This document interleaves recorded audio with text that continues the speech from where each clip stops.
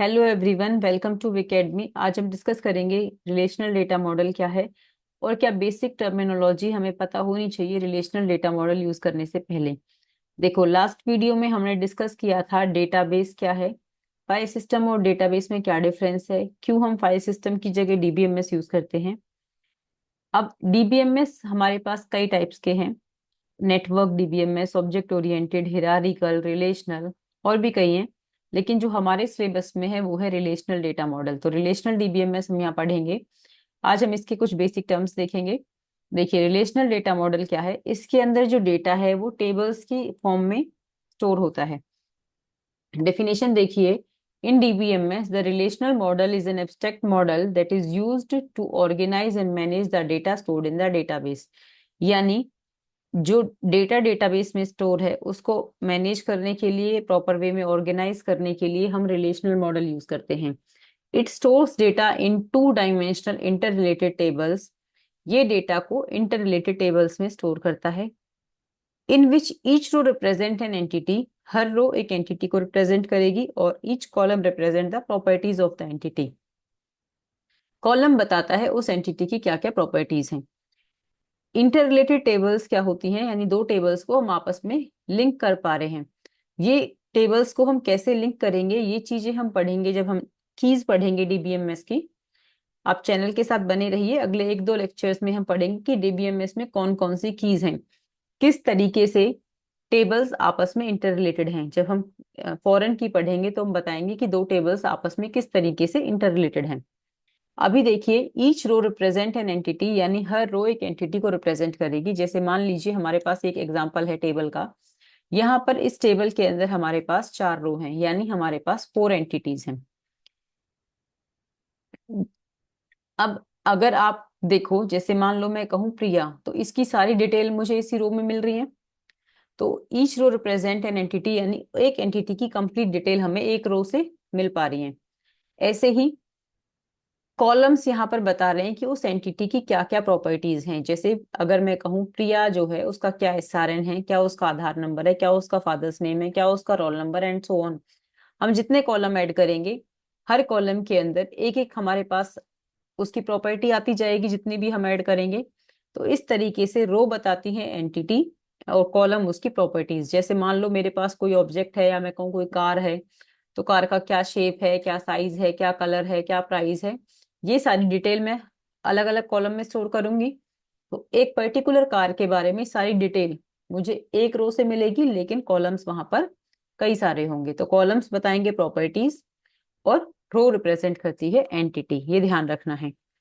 अब इसमें आगे, the relational model proposed by E F Codd, ये ईएफ कॉर्ड ने बता स्टार्ट किया था relational model. This model uses tables to represent the data. ये मॉडल टेबल्स को यूज करता है डेटा को रिप्रेजेंट करने के लिए।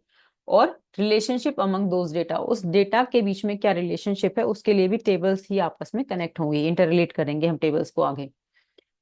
Each table has multiple columns. एक टेबल के अंदर काफी सारे कॉलम्स हो सकते हैं। अभी हमने देखा भी, जो लास्ट मैंने अभी टेबल दिखाई पीछे, उसके अंदर भी हमारे पास 5-6 कॉलम्स थे। Each column has a unique name. Her column का नाम यूनिक होगा। देखिए यहाँ पर 5 कॉलम है, हर कॉलम का नाम क्या है, यहाँ पर यूनिक है। And tables are also known as relations. Relations को ही हम क्या बोलते हैं, टेबल्स, या टेबल्स को ही हम क्या बोलेंगे, रिलेशन। अब देखिए, रिलेशनल डेटा मॉडल के अंदर हम रो को बोलते हैं tuple. A tuple refers to a single record or row in DBMS. RDBMS के अंदर जो रो है उसे हम टपल बोलते हैं या फिर रिकॉर्ड बोलते हैं। आपसे पूछा जा सकता है एक नंबर में, what do you mean by a tuple. तो टपल कुछ नहीं है, सिंपली एक रो या रिकॉर्ड को हम क्या बोलेंगे, tuple. A tuple is a basic unit of data that contains all the information of a particular entity. मैंने अभी बताया, एक एंटिटी के बारे में जितनी भी इंफॉर्मेशन डेटाबेस में स्टोर है वो सारी हमें एक टपल से मिल जाती है। जैसे यहाँ पर ये जो प्रिया है जिसका रोल नंबर 1 है, उसकी सारी डिटेल मुझे इसी पर्टिकुलर रो से मिल जाएगी। तो टपल क्या बताती है, all the information of a particular entity. ये ध्यान रखना है, एक नंबर में बहुत बार पूछा जाता है कि टपल क्या है। नेक्स्ट अब देखिए, एट्रीब्यूट क्या है। टपल रो था, एट्रीब्यूट हमारे कॉलम्स को बोलते हैं। तो एट्रीब्यूट्स और columns represent the individual data item that describe entities in the database table. अभी हमने देखा भी कि किस तरीके से वो बता रहा है कि भाई क्या क्या हमारे पास एक एंटिटी के बारे में हम क्या क्या इंफॉर्मेशन स्टोर कर सकते हैं, वो हमें क्या बताते हैं, कॉलम्स, या फिर हम क्या कहें एट्रीब्यूट्स की हेल्प से हमें पता चल पाता है कि हम क्या क्या डेटा एक पर्टिकुलर एंटिटी के बारे में वहां पर स्टोर कर सकते हैं। Attributes describe the various features of an entity such as size, shape, color, etc. They help distinguish it from other entities. जैसे मान लो एक टेबल के अंदर हम किसी कार की ही डिटेल शेयर कर रहे हैं, दो अलग अलग कंपनी की कार हैं, तो उसमें हम बता सकते हैं कि उनका क्या साइज है, क्या शेप है, क्या कलर है, क्या उसकी कंपनी का नाम है, क्या प्राइस है, एक्सेट्रा एक्सेट्रा। तो कॉलम्स की हेल्प से हम डिस्टिंग्विश कर पाते हैं उन्हें, क्योंकि कॉलम्स की हेल्प से हम क्या स्टोर कर पा रहे हैं, उनकी क्या क्या फीचर्स हैं, और दो अलग अलग एंटिटीज को हम आपस में फिर डिस्टिंग्विश कर सकते हैं। An attribute is a piece of a data that describe an entity. For example, in a student database, the attributes might be name, address, phone number.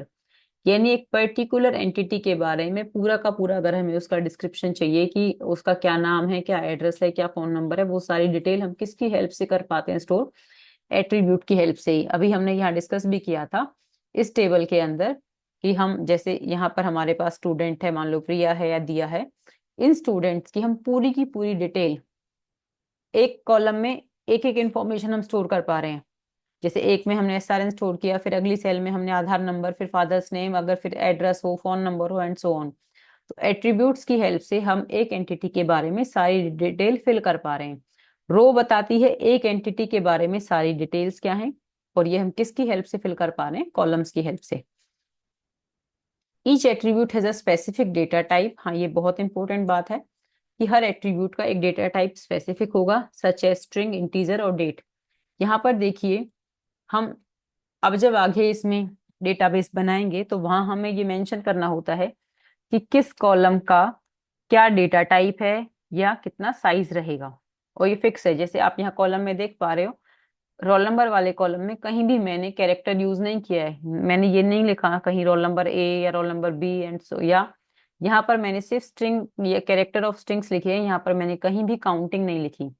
तो जहां पर इंटीजर आएंगे वहां इंटीजर ही आएंगे, ये स्पेसिफिक है। यानी अगर मैं नेम कहूँ तो वेर कैर ही रहेगा, और यहाँ पर रोल नंबर मैं कहूँ तो इंटीजर ही रहेगा। फिक्स है, इस कॉलम के अंदर सिर्फ इंटीजर वैल्यूज ही आएंगी। अगर मैं इसका data type as an integer set करती हूँ तो सिर्फ इंटीजर वैल्यू आएंगी। अगर हम यहाँ पर इंटीजर सेट करते हैं तो ये वाली वैल्यूज यहाँ पर नहीं आ सकती थी। तो यहाँ पर हम सेट करेंगे वेर कैर, यहाँ पर हमने सेट किया है इंटीजर। डेटा टाइप्स क्या हैं वो भी हम आगे पढ़ेंगे। फिलहाल आपको ये ध्यान रखना है कि हर कॉलम का जो डेटा टाइप है वो फिक्स रहेगा। स्पेसिफिक डेटा टाइप है सच है, या तो कोई हम स्ट्रिंग यूज करेंगे या इंटीजर या डेट, लेकिन कोई भी एक। अब देखिए डोमेन क्या है। Domain defines the range of possible values a column और एट्रीब्यूट कैन होल्ड और स्टोर इन अ डेटाबेस। वही जो मैंने बताया कि एक कॉलम का डेटा टाइप स्पेसिफिक रहेगा, तो ये किसकी हेल्प से सेट कर पाते हैं हम, डोमेन की हेल्प से। यानी हम ये सेट कर देंगे कि इस कॉलम में सिर्फ इंटीजर वैल्यूज आएंगी या इस पर्टिकुलर कॉलम में सिर्फ स्ट्रिंग वैल्यूज आएंगी। तो कैसी वैल्यूज आएंगी वो क्या है, डोमेन। कॉलम क्या था, एट्रीब्यूट। रो क्या है, tuple. A domain defines the range of possible values a column or attribute can hold or store in a database table. The domain describes the data type and constraints in a table. Domain बताएगा कि किस तरीके का data type column में रहेगा और क्या उस पे कंस्ट्रेंट्स हैं। कंस्ट्रेंट मतलब मान लीजिए हम उसका साइज फिक्स कर दें कि इससे बड़ा इंटीजर इसमें नहीं आ सकता, तो इस तरीके से जो कंस्ट्रेंट्स हम लगाएंगे वो और डेटा टाइप, ये हम डोमेन की हेल्प से सेट कर पाते हैं एट्रीब्यूट्स के लिए। For example, a column with a data type integer can only store numeric values. जैसे मैंने अभी आपको दिखाया था, रोल नंबर का जो कॉलम है उसके अंदर सिर्फ इंटीजर वैल्यूज ही आएंगी। यहाँ पर आप देख सकते हैं सिर्फ इंटीजर वैल्यूज आ रही हैं। क्यों? क्योंकि हमने इनकी डोमेन सेट की हुई है कि इनके अंदर सिर्फ इंटीजर टाइप की वैल्यूज आएंगी। एंड और a column with a data type varchar, अगर हम किसी का डेटा टाइप वेर कैर करते हैं तो वहां पर कैरेक्टर स्ट्रिंग्स ही आ पाएंगी ऑफ वेरिएबल लेंथ। यहाँ पर हम लेंथ भी फिक्स कर सकते हैं कि अप टू दिस लेंथ ही हमारी स्ट्रिंग्स आएंगी, जितना हम साइज मेंशन करेंगे फिर उससे ज्यादा साइज की नहीं आएंगी। ये सब हम आगे पढ़ेंगे डिटेल में। Create domain command is use to create a domain in SQL. और ऑल्टर डोमेन और ड्रॉप डोमेन, ये डोमेन को मॉडिफाई करने के लिए और डिलीट करने के लिए यूज होती हैं। क्रिएट डोमेन से हम डोमेन को क्रिएट करेंगे, ऑल्टर डोमेन से हम मॉडिफाई करेंगे और ड्रॉप डोमेन से हम उस डोमेन को डिलीट कर देंगे। तो अभी तक हमने 3 चीजें पढ़ी हैं, मैं फिर से एक बार रिपीट कर देती हूँ। पहले हमने पढ़ा टपल। टपल क्या है? रो, यानी एक पर्टिकुलर एंटिटी की सारी इंफॉर्मेशन किस में रहेगी? टपल में रहेगी। फिर हमने पढ़ा एट्रीब्यूट। एट्रीब्यूट क्या है? कॉलम। कॉलम के बारे में हमने क्या क्या पढ़ा कि कॉलम के अंदर उसका स्पेसिफिक डेटा टाइप होगा, जो कि हम डोमेन की हेल्प से सेट भी कर पा रहे हैं। और इसके अंदर एक हर कॉलम का जो नाम है वो कैसा रहेगा? यूनिक नेम रहेगा। इसके बाद हमने पढ़ा डोमेन। डोमेन ये बताती है कि उस एट्रीब्यूट के अंदर को किस तरीके की वैल्यूज स्टोर हो पाएंगी। जैसे हमने इंटीजर सेट किया है तो सिर्फ इंटीजर, वेरचर सेट किया है तो सिर्फ वेरचर। तो ये 3 चीजें हमें मेन ध्यान में रखनी है। टपल क्या है, एट्रीब्यूट क्या है और डोमेन क्या है। अब नेक्स्ट, रिलेशन और टेबल, यानी टेबल को ही हम क्या बोलते हैं? Relation. A relation is a set of tuples और रोज और एंटिटीज और रिकॉर्ड्स। ये चारों चीजें एक ही हैं, टपल कहो, रिकॉर्ड कहो, रो कहो या एंटिटी कहो। हम यहाँ पर ज्यादातर टपल वर्ड ही यूज करेंगे। Each row is called a tuple and each column is called an attribute और फील्ड। कॉलम को हम क्या बोलते हैं? एट्रीब्यूट या फील्ड। ये बेसिक टर्म्स हैं, एक एक नंबर में पूछी जा सकती हैं कि टपल क्या है, एट्रीब्यूट क्या है। तो एट्रीब्यूट और फील्ड और कॉलम एक ही बात है। टपल, रो, एंटिटी और रिकॉर्ड ये एक ही बात है। अब दो और छोटी छोटी चीजें पूछी जाती हैं कई बार। डिग्री क्या है? तो एक टेबल के अंदर कितने कॉलम हैं, that is degree. Number of columns in a table, जो भी टेबल आपको दे रखी होगी उसमें से आप कॉलम्स को काउंट कर लोगे, वो उस टेबल की क्या हो गई? डिग्री।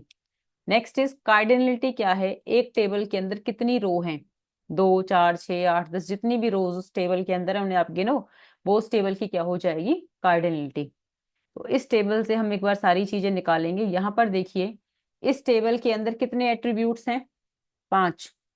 कॉलम कौन कौन से हैं इसमें? यही 5 हैं, रोल नंबर, नेम, SRN, आधार नंबर और फादर्स हैं। रो कितनी है इसमें?